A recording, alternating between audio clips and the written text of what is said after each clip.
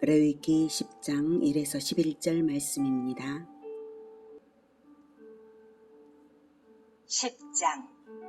아론의 아들 나답과 아비후가 각기 향로를 가져다가 여호와께서 명령하시지 아니하신 다른 불을 담아 여호와 앞에 분향하였더니 불이 여호와 앞에서 나와 그들을 삼키매 그들이 여호와 앞에서 죽은지라.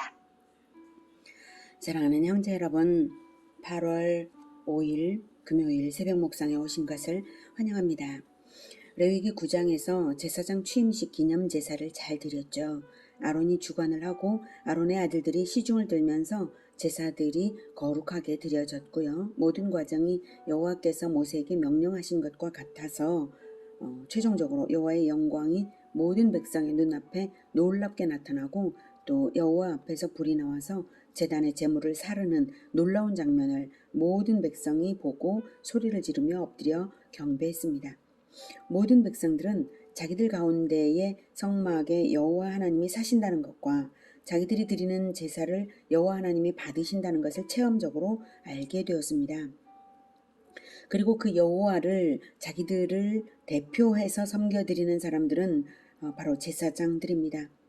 제사장들은 하나님에 대하여는 백성을 대표하고 백성들에게는 하나님을 대신하는 사람들이었습니다. 그래서 제사가 잘 드려지고 나서는 제사장의 축복의 말대로 백성이 복을 받는 것입니다. 자, 그렇게 제사가 잘 드려진 취임식 기념 제사는 7일간의 위임식 제사에 이어서 드려졌으므로 제8일째 날이었죠. 8일째 취임식 기념 제사가 잘 드려졌어요. 나답과 아비후는 거기까지는 잘했습니다. 거기까지는. 그런데 바로 그 취임식 날 저녁에 모든 제사가 제대로 드려진 직후에 나답과 아비후가 성소에 분향을 했는데요. 이 분향이 사실은 더 중요한 거거든요. 제사가 온전하다면 거기에서 그 제사를 대표하는 불을 담아서 분향을 성소에 가서 올려드리는 것, 이것을 위해서 사실 제사를 하는 것입니다.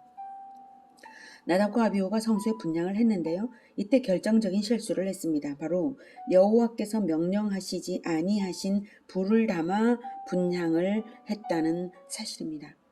여호와께서 명령하신 불은 바로 번제단의 불로만 향을 피워 올리라는 것입니다. 레위기 16장 12절에 향로를 가져다가 여호와 앞 제단 위에서 피운 불을 그것에 채우고 또 곱게 가는 향기로운 향을 두 손에 채워가지고 휘장 안에 들어가서 분향을 하라는 그 명령이 있습니다.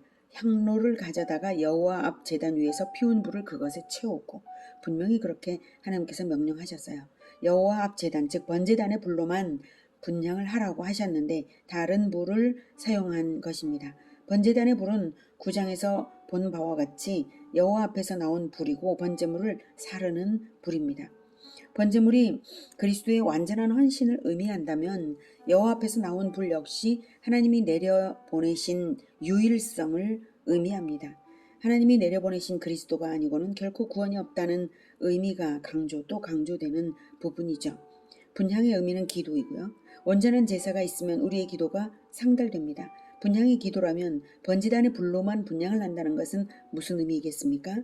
바로 오직 예수 그리스도의 이름으로 올려드리는 기도만 받으신다는 의미입니다. 기도가 상달되기를 바라고 예배를 온 정성을 다해 올려드리는데 기도를 예수님의 이름으로 하지 않고 부처의 이름으로 한다든가 공자 맹자 마호멧의 이름으로 기도한다든가 하면 어떻게 되겠습니까? 하나님을 모독하는 악한 처사가 되지 않겠습니까? 만약에 목사가 그런 식으로 기도한다면 그 목사를 가만히 둘 수가 있습니까? 바로 그와 같은 일을 나답과 아비후가 저지른 것이죠. 오직 여호와로부터 나온 그 불로 분향을 해드렸어야 했는데 다른 불로 분향을 했다는 것은 결정적으로 모든 제사의 의미를 짓밟고 무가치하게 만들어버리는 행위를 한 것입니다. 분향을 하고 나오자마자 여호와 앞, 즉 성막에서 불이 나와 나답과 아비후를 삼켜서 죽였습니다. 아마도 고압에 감전된 것처럼 즉사한 것 같습니다. 충격적인 일이죠. 나답과 아비후의 죄는 용서받을 수 없는 죄였던 것입니다. 사실 죄인이 구원받을 수 있는 길은 오직 하나님이 제시하신 방법으로 하나님을 만나는 길에서만 구원받는 것입니다. 다른 길이 없습니다. 다른 방법은 아무 쓸모가 없습니다. 창조주, 심판주, 구원주 되시는 분이 하나님이시고 하나님은 오직 한 가지 길만 구원의 길로 제시하셨는데 다른 길로 하나님께 가면 담 넘어 들어가는 강도나 마찬가지인 것이죠. 용서될 수가 없는 것입니다. 사도행전 4장 12절에서는 다른 이로서는 구원을 받을 수 없나니 천하 사람 중에 구원을 받을 만한 다른 이름을 우리에게 주신 일이 없음이라고 말씀하고 있습니다. 하나님이 주신 구원의 방법은 오직 예수 그리스도를 믿는 것밖에 없습니다. 구약시대에도 제사 방법을 제시하신 것은 제사 제도가 그리스도의 대속적 희생을 믿고 그리스도를 왕으로 따르는 것으로만 천국 백성이 된다는 그 뜻을 제사 제도에 함축하신 것입니다. 그리스도의 희생을 의미하는 것이 제사법이고 제사법이 하나님이 제시하신 유일한 구원의 길입니다. 구약시대 때는 제사제도의 의미가 그것입니다. 그런데 만약 제사장이 자의적으로 제의 행위를 한다면 그것이 단순 실수라 하더라도 전체 이스라엘의 제사를 쓸모없게 만들어버리는 경거망동이 됩니다. 제사장의 자리는 경거망동이 결코 용납될 수 없는 자리인 것입니다. 그 당시 이스라엘에서는 제사장이 왕입니다. 신정정치라서 왕이 따로 없으니 제사장이 하는 대로 제사장이 가르치는 대로 나라 모양새가 되어갈 텐데요. 제사장들이 여호와를 경외하지 않고 어떻게 사회 정의가 설까요? 노인 공경, 부모 공경, 장애인 복지, 약자 배려, 사회적 경제적인 정의 이런 것들이 바로 서겠습니까? 아무것도 서지 않죠. 인간관계와 사회의 모든 요소마다 하나님 경외가 바탕이 될 때 서는 것이지 하나님 경외가 바탕이 되지 않을 때 하나님이 경멸될 때 바로 설 것은 세상에 아무것도 없습니다. 제사장들의 행동이 어떠한가는 지극히 중대한 문제입니다. 그런 제사장들이 신성모독 행위를 한 것입니다. 그렇다면 왜 나답과 아비후는 그런 일을 저질렀을까요? 3절. 모세가 아론에게 이르되 이는 여호와의 말씀이라. 이르시기를 나는 나를 가까이 하는 자 중에서 내 거룩함을 나타내겠고 온 백성 앞에서 내 영광을 나타내리라 하셨느니라. 아론이 잠잠하니 즉시로 하나님께서 모세를 통해 아론에게 하신 말씀인데요. 모세를 통해서요. 나답과 아비후가 하나님을 가까이 하지 않았다. 또는 가까이 하는 방법이 틀렸다라는 뜻이죠. 즉 분향은 가장 하나님 가까이 가는 행위인데 가장 가까이 다가갔는데 하나님을 모독하는 불을 가지고 들어갔기 때문에 나답과 아비후를 죽이는 불로써 하나님의 거룩함과 영광을 온 백성이 알게 나타내신 것입니다. 하나님은 하나님의 방법 안에서 경외해 드릴 때만 하나님의 친밀하심을 언약으로 주시고 그 언약 안에서 한없는 은혜를 베푸시는 분이십니다. 우리에게는 오직 예수 그리스도 안에서만 하나님을 만날 수 있다는 이것입니다. 단순합니다. 그러니 하나님을 사랑하기 때문에 하나님의 백성들을 위해 보혈을 흘리신 예수님께 감동하여서 연합하며 예수님께 연합하며 경외심으로 가까이 나아가야 하는 것입니다. 그것 외에 다른 것으로 나아갈 수 없습니다. 번제단의 제사를 드릴 때에 오실 그리스도의 희생에 대한 경외심으로 가득 찼어야 하는 것입니다. 그런데 나답과 아비후는 경외심이 아니라 경망스러운 마음으로 한 것이죠. 이 말을 듣고 아버지 아론이 잠잠했습니다. 두 아들의 죽음을 현장 목격한 충격이 너무나 커서 보통의 아비라면 소리를 지르고 울면서 하나님께 원망하기가 십상인데 아론은 이 엄중한 순간에 하나님의 심판을 묵묵히 받아들였습니다. 이 순간 아버지로서의 자연적 감정을 나타낸다면 그것은 심판주 하나님에 대한 대적이 되는 것입니다. 아론은 이 순간 부성애를 버리고 하나님 앞에서 지극한 겸손을 나타내고 있었던 것입니다. 4절. 모세가 아론의 삼촌 우시엘의 아들 미사엘과 엘사반을 불러 그들에게 이르되 나와 너희 형제들을 성소 앞에서 진영 밖으로 메고 나가라. 하매 그들이 나와 모세가 말한 대로 그들을 옷 입은 채 진영 밖으로 메어내니 모세가 아론과 그의 아들 엘르아살과 이다말에게 이르되 너희는 머리를 풀거나 옷을 찢지 말라. 그리하여 너희가 죽음을 면하고 여호와의 진노가 온 회중에게 미침을 면하게 하라. 오직 너희 형제 이스라엘 온 족속은 여호와께서 치신 불로 말미암아 슬퍼할 것이니라. 여호와의 관유가 너희에게 있은즉 너희는 회막문에 나가지 말라. 그리하면 죽음을 면하리라. 그들이 모세의 말대로 하니라. 모세는 성막 앞에 있는 두 사람의 시체를 처리하기 위해 아론의 남은 두 아들 엘르아살과 이다말에게 시키지 않고 아론의 오촌 조카들을 시켜서 시체를 메어 내가라고 합니다. 엘르아살과 이다말은 이어지는 성막 제의를 완수해야 하고요. 제사장들은 시체에 손을 대지 말라는 금지 명령이 율법에 있기 때문입니다. 6절에서 머리를 풀거나 옷을 찢지 말라. 그리고 여호와의 진노가 그래서 죽음을 면할 뿐만 아니라 여호와의 진노가 온 회중에게 미침을 면하라라고 하고 면하게 하라라고 말하고 있습니다. 형제의 죽음일지라도 여호와의 심판이라는 점을 생각해야지. 형제의 죽음을 슬퍼하면 하나님의 심판에 대한 대항이 되기 때문에 슬픔도 나타내지 말라고 합니다. 만약 안 그러면 제사장들의 행동은 백성에게 영향을 미쳐서 하나님에 대한 대적이 되고 온 백성이 진노를 당하게 될 수 있기 때문입니다. 다만 이스라엘 백성들은 애도할 수 있다고 허락을 했습니다. 8절. 여호와께서 아론에게 말씀하여 이르시되 너와 내 자손들이 회막에 들어갈 때에는 포도주나 독주를 마시지 말라. 그리하여 너희 죽음을 면하라. 이는 너희 대대로 지킬 영영한 규례라. 그리하여야 너희가 거룩하고 속된 것을 분별하며 부정하고 정한 것을 분별하고 또 나 여호와가 모세를 통하여 모든 규례를 이스라엘 자손에게 가르치리라. 이어서 하나님께서 아론에게 직접 말씀을 하십니다. 지금까지는 모세에게만 말씀을 하셨지 아론이 직접 하나님의 말씀을 들은 것은 이번이 처음입니다. 이 사건이 매우 엄중한 사건이어서 엄중한 명령을 주시는 것입니다. 그런데 명령이 포도주나 독주를 마시지 말라입니다. 포도주나 독주를 마시지 말라. 네, 무엇을 짐작할 수 있나요? 나답과 아비후가 술에 취해서 성소에 들어갔다는 것을 알 수 있는 대목입니다. 그래서 여호와의 불이 아닌 다른 불을 자의적으로 사용했을 것입니다. 어처구니 없는 경거망동이고 신성모독이죠. 그리하여야 너희가 거룩하고 속된 것을 분별하며 부정하고 정한 것을 분별한다고 말씀하십니다. 술에 취해서 분별력을 잃었던 것입니다.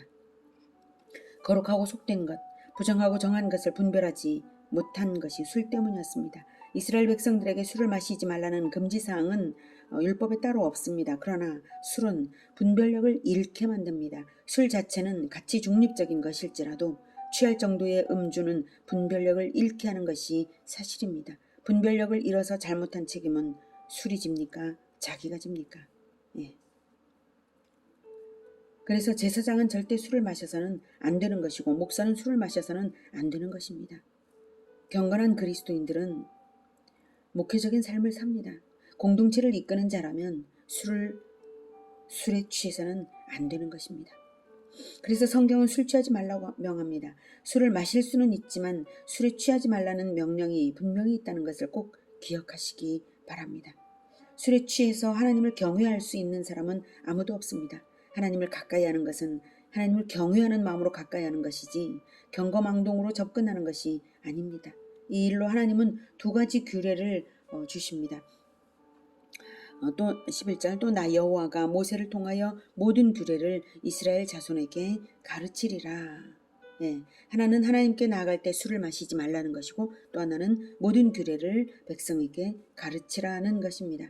이런 규례를 몰라서 잘못하는 일이 없도록 가르치라는 것입니다.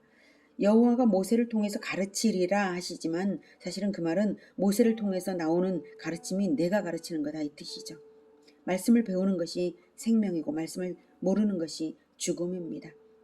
여호와 경외하기는 감정으로만 되는 것이 아닙니다. 올바른 방법으로 하나님의 방법으로만 해야 되는 것이고 배워야만 할 수 있는 것입니다. 주일날 그저 영혼 없이 교회 출석하는 것만으로는 안 되고 마음을 기울여 경외하기를 배워야 그분의 방법대로 그분을 경외해 드릴 수 있는 것입니다. 하나님의 방법대로 온전히 여호와를 경외해 드린 가장 모범적인 분은 우리 예수님이십니다. 예수님은 아버지 하나님을 언제나 가까이 하시고 아버지 하나님의 가르침대로만 하셨습니다. 요한복음 5장 19, 20절에 그러므로 예수께서 그들에게 이르시되 내가 진실로 진실로 너희에게 이르노니 아들이 아버지께서 하시는 일을 보지 않고는 아무것도 스스로 할 수 없나니 아버지께서 행하시는 그것을 아들도 그와 같이 행하느니라. 아버지께서 아들을 사랑하사 자기가 행하시는 것을 다 아들에게 보이시고 또 그보다 더 큰 일을 보이사 너희로 놀랍게 여기게 하시리라. 네. 아버지께서 하시는 일을 보지 않고는 아무것도 스스로 할 수 없다는 것은 자기가 스스로 할 능력이 없다는 뜻이 아니라 자기가 하는 모든 행동이 바로 아버지의 행위다 라고 하는 것을 말하는 것이죠. 아버지의 행위를 그대로 자기가 보여주고노라 라는 것입니다. 이 말씀은 38년 된 병자를 안식일에 고쳐주었다고 왜 안식일 범하냐고 유대인들이 죽이려 들 때에 하신 말씀입니다. 안식일에 병 고치는 것이 올바른 이유를 하나님 아버지께서 일하시니 나도 일한다. 아무것도 스스로 할 수 없는데 나는 하나님 아버지께서 병 고치시는 것을 보기 때문에 내가 그대로 하노라 라고 말씀하시는 거예요. 아버지 하나님의 뜻을 확인하시면서 하면서 그대로 하실 뿐 결코 자의적으로 판단하여서 마음대로 행하는 것이 아니다. 그런 것이 하나도 없다. 이런 말씀을 하신 거예요. 안식일에 병을 고쳐주시면 핍박을 받을 줄을 몰라서가 아니고 그 다음날 고쳐줘도 된다는 것을 굳이 알면서도 굳이 안식일에 고쳐줌으로써 핍박을 받는 일까지도 다 아시지만 하나님께서 그런 도발적인 선행을 통해서 사람들의 마음을 드러내고 몸과 영혼을 다 치료하고 계시기 때문에 나도 그렇게 하노라 이렇게 하신 것입니다. 또 이렇게도 말씀을 하십니다. 요한복음 5장 30절에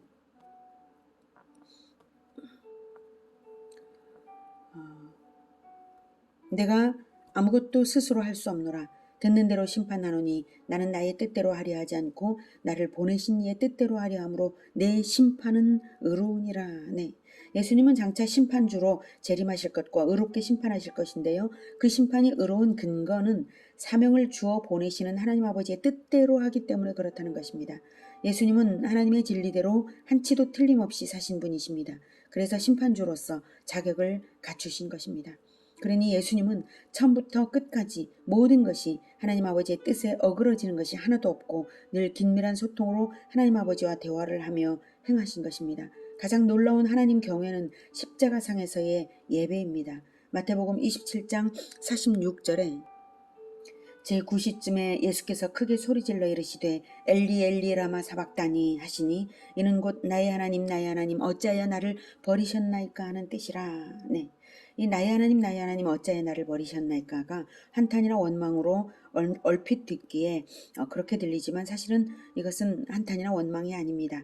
이 구절은 메시아 예언시 22편을 대표한 한 구절로 올려드린 것입니다. 십자가상에서 고통하시는 그 6시간여 동안 예수님은 구약의 시편 22편으로 하나님께 예배해드리고 계셨던 것입니다. 예언된 대로요. 말씀대로 예언대로 이루시기 위하여 소리 지르러 올려 드리신 것입니다. 시편 22편 1절과 그리고 27절에서 31절까지를 보도록 하겠습니다. 내 하나님이여 어찌 나를 버리셨나이까. 어찌 나를 멀리하여 돕지 아니하시오며 내 신음소리를 듣지 아니하시나이까. 이것이 1절이었는데 엘리 엘리 라막 사박나니로 시작이 되는 것이죠. 그리고 27절부터는 이 시편 22편의 목적 이렇게 한탄처럼 보이는 그 절규로서 시작을 하는 그 목적을 27절부터 말하고 있습니다. 땅의 모든 끝이 여호와를 기억하고 돌아오며 모든 나라의 모든 족속이 주의 앞에 예배하리니 나라는 여호와의 것이요 여호와는 모든 나라의 주제심이로다. 세상의 모든 풍성한 자가 먹고 경배할 것이요 진도 속으로 내려가는 자 곧 자기 영혼을 살리지 못할 자도 다 그 앞에 절하리로다. 후손이 그를 섬길 것이요 대대에 주를 전할 것이며 와서 그의 공의를 태어날 백성에게 전하며 주께서 이를 행하셨다 할 것이로다. 네, 이렇게 이 시편의 예배를 엘리 엘리 라마 사박다니로 대표하여 표현하여 올려드리신 것입니다. 원망이 아니라 아버지를 위로해드린 것이고 아버지의 영광을 위해 기꺼이 나를 바치니 땅의 모든 끝이 여호와를 예배하게 될지어다 하는 것입니다. 구약성경에서 예정된 그것을 그대로 올려드린 것입니다. 사랑하는 자를 버리시는 그 고통을 어찌 견디십니까? 라는 위로였습니다. 아버지에 대한 위로였습니다. 자기 아들을 대속제물로 내어주시는 고통을 견디신 여호와께 땅끝에서까지 경배할 것입니다. 라는 경배였습니다. 아버지의 은혜로우심을 온 세상이 알도록 저는 기꺼이 고난당함으로 예배하겠습니다. 라는 그러한 경외였습니다. 예배였습니다. 하나님 아버지는 욥의 경외와 인내를 자랑스러워 하신 것처럼 십자가에서 예배하신 아들로 인해 영광 받으십니다. 욥기 1장 8절에서는 여호와께서 사탄에게 이르시죠. 네가 내 종 욥을 주의하여 보았느냐? 그와 같이 온전하고 정직하여 하나님을 경외하며 악에서 떠난 자는 세상에 없느니라. 이렇게 욥의 경외와 인내를 자랑스러워 하신 것처럼 십자가에서 예배하신 아들로 인해 영광 받으시기 위하여 시편 22편은 예정되었고 예정된 그대로를 예수님께서는 올려드린 것입니다. 하나님은 예수님의 겸손한 순종을 높이셔서 부활시키시고 승천시키시고 예수님의 이름으로 성령을 보내어 주시고 모든 무릎을 예수님에게 꿇게 하십니다. 우리가 어떻게 하나님을 섬겨드려야 하겠습니까? 마리아처럼 향유 옥합을 깨뜨려서 예수님의 머리부터 발끝까지 향유를 부어드리고 내 머리털로 발을 닦아드리지는 못할지라도 예수님을 배우기를 게을리할 수 있습니까? 예수님 전하기를 가르치기를 포기할 수 있습니까? 내 입술의 말과 내 행동으로 하나님을 욕되게 할 수 있습니까? 술에 취해서 살아갈 수 있습니까? 예수 그리스도를 따라 하나님을 경외하는 것이 생명입니다. 말씀하신 대로 보내신 예수 그리스도 외에는 하나님이 받으시는 불이 아닙니다. 세상은 하나님을 몰라서 경외할 줄 모릅니다. 우리는 왕같은 제사장으로 부르심 받은 자들입니다. 두렵고 떨리는 마음으로 말씀들의 뜻대로 하나님을 경외해 드려야 할 것을 생각할 때에 문자적인 규정이 아니라 말씀들의 뜻대로 경외하려면 성경을 바르게 배우는 것이 핵심입니다. 출애굽기 34장 27절에서는 여호와께서 모세에게 이르시되 너는 이 말들을 기록하라. 내가 이 말들의 뜻대로 너와 이스라엘과 언약을 세웠음이니라 말씀하셨습니다. 말들의 뜻대로 언약에 따른 계명을 지켜드려서 여호와를 하나님을 경외해드리는 우리 모두가 되고자 한다면 열심으로 가르치고 열심으로 배우는 이것이 아주 중요합니다. 말들의 뜻대로 언약에 따른 계명을 지켜드려서 하나님을 경외해드리는 우리 모두가 되기를 기원합니다. 기도하겠습니다. 하나님, 우리가 하나님의 방법대로 오직 예수 그리스도를 통하여서 예수님을 따라서 하나님을 온전히 두렵고 떨리는 마음으로 경외해드리고자 합니다.